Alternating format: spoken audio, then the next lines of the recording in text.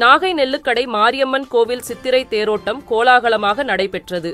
நெல்லுக்கடை மாரியம்மன் கோவில் சித்திரை திருவிழா கடந்த ஏப்ரல் 16ஆம் தேதி பூச்சொரிதல் நிகழ்ச்சியுடன் தொடங்கியது. முக்கிய திருவிழாவின் தேரோட்டம் இன்று கோலாகலமாக நடைபெற்றது.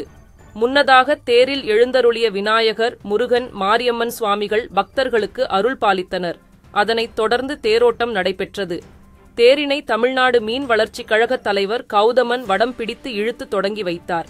பின்னர் பக்தர்கள் பக்தி பரவசத்துடன் தேரை இழுத்து முக்கிய வீதிகள் வழியாக கோவிலை சுற்றி வலம் வந்தனர். அப்போது பம்பை மேளம் முழங்க, கூம்பு இசை ஒலிக்க அம்மன் தேரானது ஆடி அசைந்து வந்த காட்சி அனைவரையும் பக்தி பரவசத்தில் ஆழ்த்தியது. வழிநெடுகிலும் காத்திருந்த பக்தர்கள் சுவாமிக்கு பூஜை செய்து வழிபட்டனர்.